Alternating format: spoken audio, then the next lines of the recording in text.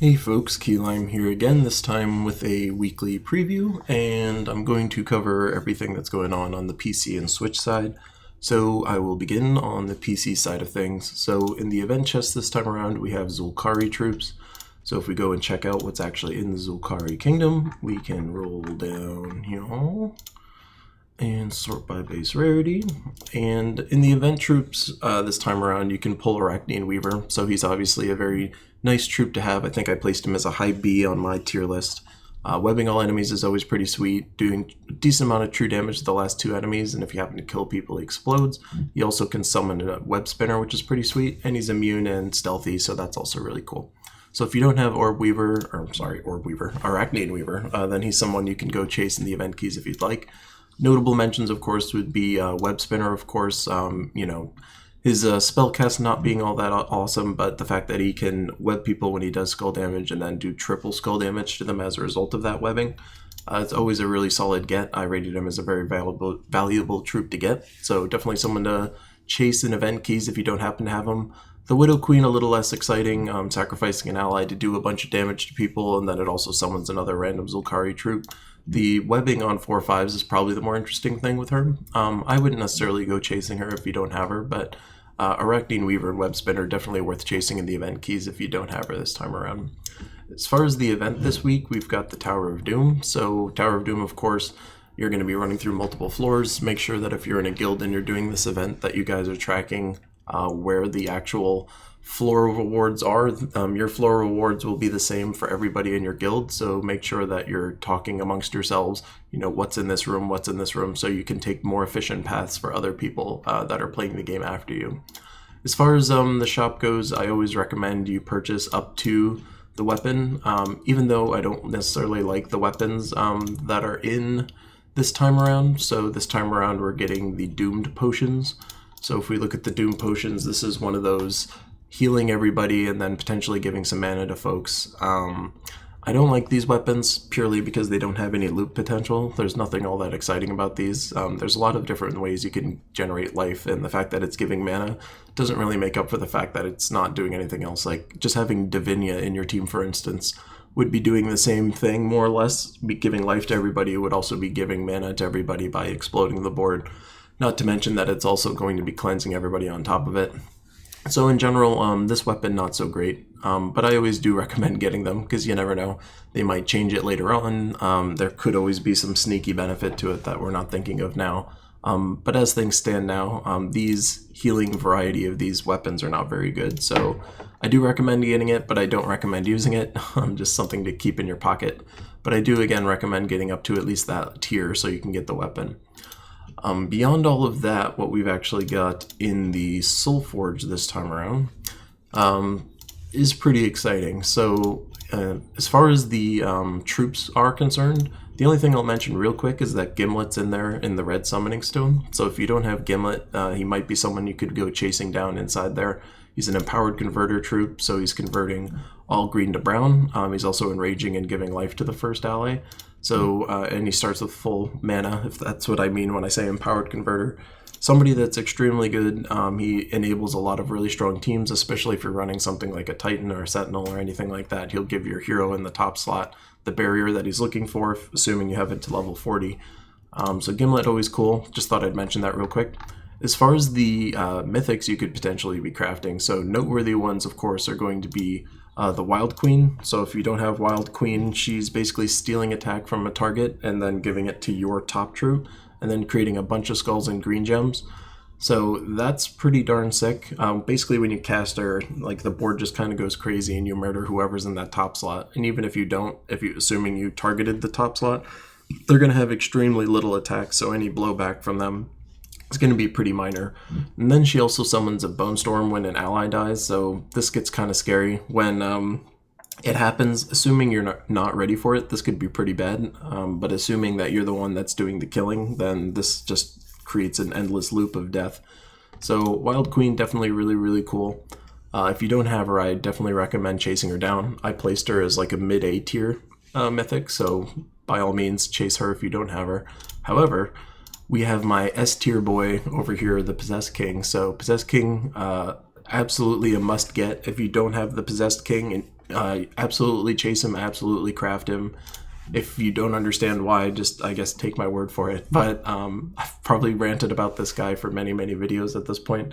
But this exploding 2 gems on 4/5s is extremely potent. It's going to create a lot of opportunity for your board to loop a lot more, get a lot more mana, do a lot more skull damage, just by the nature of the board constantly exploding and then rearranging itself into possibly nice configurations for you. He also has the ability with this like 3 separate 20% transform chance to help save your fights.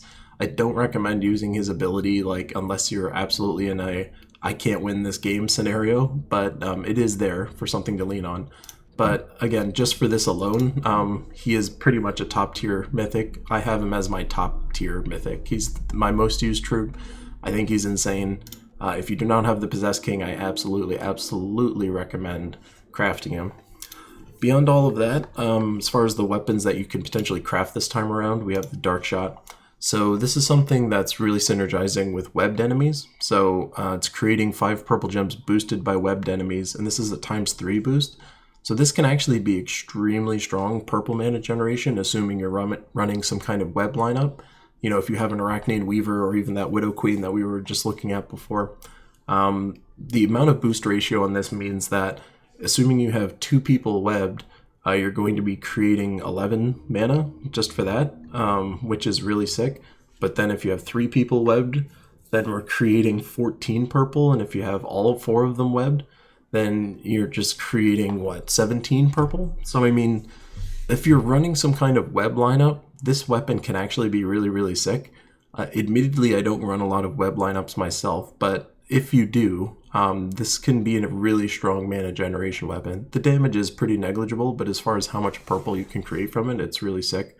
So, not necessarily something that I would hardcore recommend you craft. However, any kind of like mana generation weapon like this is probably worth having in your pocket. So if you do have 300 diamonds to spare, I would say that Dark Shot is probably worth crafting and keeping in your pocket, especially if you have any kind of aspirations to create webbing teams. Dark Shot can be a really cool addition to the whole thing. So that's what's sitting there in the Soulforge this time around. As far as the troops are concerned, the new one that we're getting, not in the troop menu, in the glory chests this time around is Arachnatar. So he's doing true damage to somebody, and then if they're webbed, he drains their mana, and then he webs them again, or initially. So, doing true damage, and then if they're webbed, you're draining only 5 mana, and then he's webbing them if they weren't webbed, or re-webbing them if they were. As far as traits go, there's nothing all that exciting either. I mean, he's immune to some stuff, and then he's stealthy. But, again, no loop potential. The amount of mana drain is pretty weak.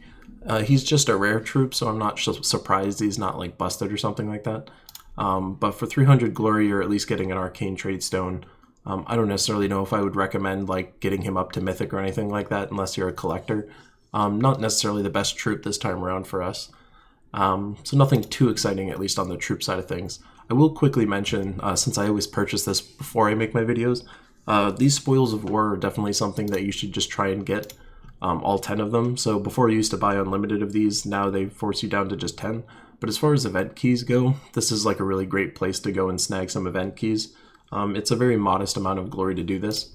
So I strongly recommend you purchase this every single week. You can just slowly build up your pile of event keys so you can dump them whenever you need to.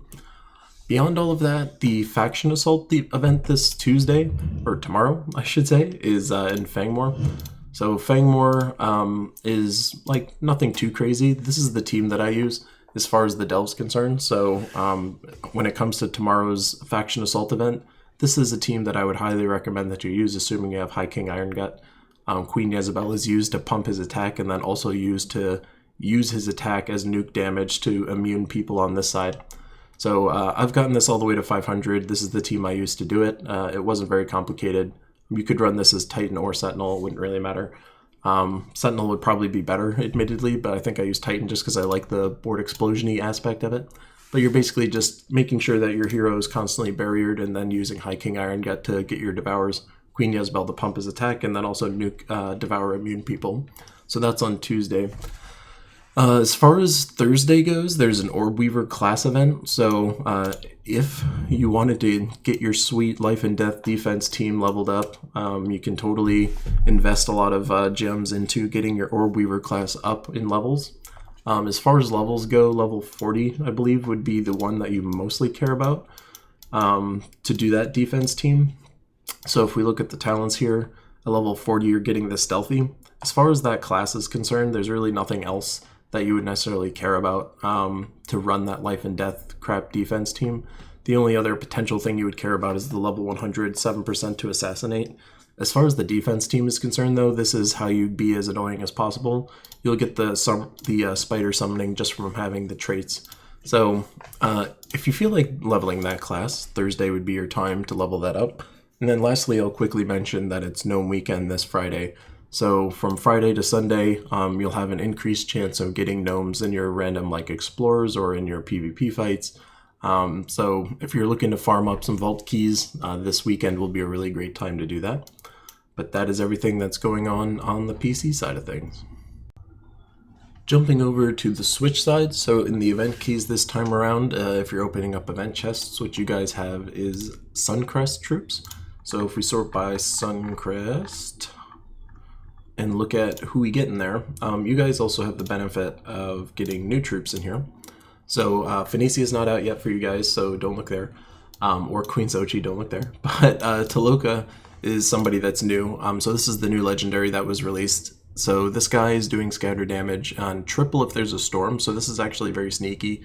Normally scatter damage is pretty underwhelming because scatter damage means it's hitting everybody on their board, but if there is a storm running, it does triple. So typically Taloka, when the team has full 4, is pretty weak. There's nothing too crazy going on damage-wise, but the moment they're down to 3 or down to 2, or especially down to 1, the amount of damage he's doing is like just nuts, like nutso. So Taloka is kind of interesting.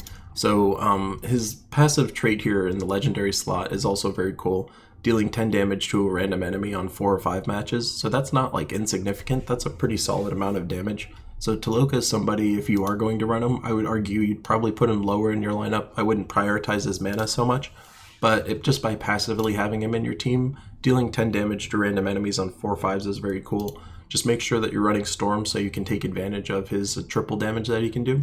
But once the enemy's down to 2 or 3 people, or like 1 person even, the amount of damage he's going to bring is just pretty cool.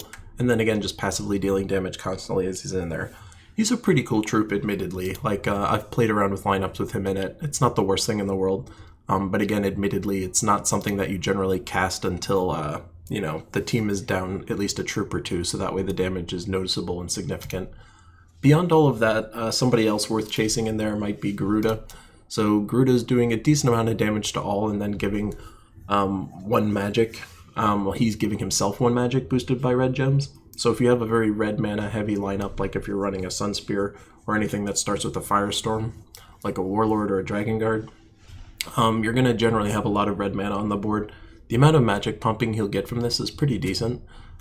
He's also summoning a Firestorm himself, which is cool.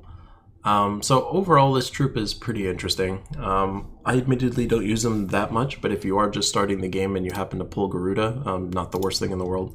Nothing else super noticeable about his traits, unfortunately. However, this like ability to summon a Firestorm on command can definitely be pretty cool. So that's someone that's in there that's kind of interesting. And then the Glory troop that you guys get access to is Stormsinger. So he's transforming a selected mana color to blue and then summoning a random storm. So again, looking back on Taloka, if you didn't have a way of summoning a storm, this troop would be a way you could get a storm running in any way that you would like. Unfortunately, it's a random storm, so you're not going to be able to pick it. But that's everything that he does. So as far as being able to choose a selected color and make it blue, that's pretty strong. But unfortunately, the storm that he creates is random, which can hurt you or help you, depending. He doesn't cost a ton to get himself ready to cast. Trait-wise, he has really nothing of all that interest in here. Admittedly, I don't rate him as a very high troop. I mean, the fact that you can selectively choose something and turn it blue is pretty strong. However, the summoning a random storm thing is a little awkward. You can end up doing things that aren't necessarily helpful for your team. Like if you create a team that has mostly yellow and purple people and then you summon a firestorm, obviously not going to be that great. Strix in general are a pretty awkward group of people, so as far as the event chests go, nothing super exciting. As far as the event this time around, you guys have Guild Wars.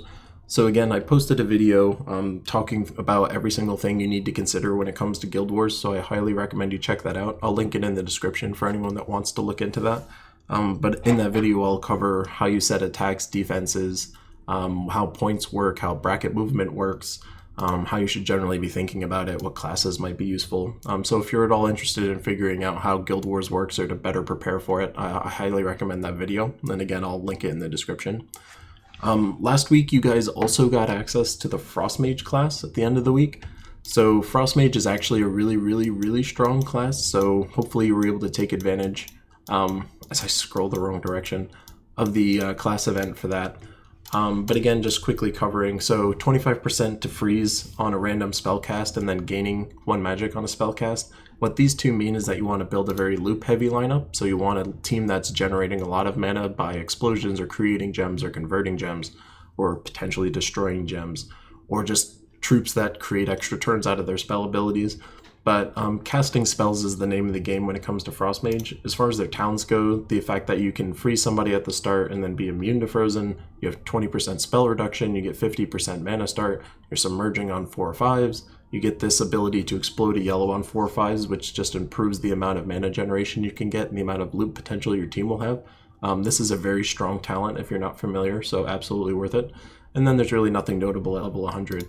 But overall, the Frostmage class is really strong. I have an entire guide posted on my channel for Frostmage as well, so I'll also link that in the description below for folks on the Switch that were curious about that class.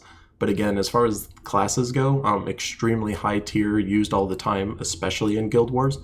So for this week in Guild Wars, hopefully you can get your Frostmage to some level. If you were running it with Titan before, my point that I always make when it comes to Guild Wars is that your defense teams that were running Titan before, you should almost certainly switch those to Frostmage. The only time where that would maybe not be true is if your Titan was in the top slot. Otherwise, Frostmage is going to be better across the board, simply because freezing people on Guild Wars Day defense is really strong since the enemy team is going to be attacking with a common color. So super helpful. So hopefully you were able to take advantage of that. Hopefully you're enjoying your Frostmage class. This is the last week I'm hoping to apologize for this.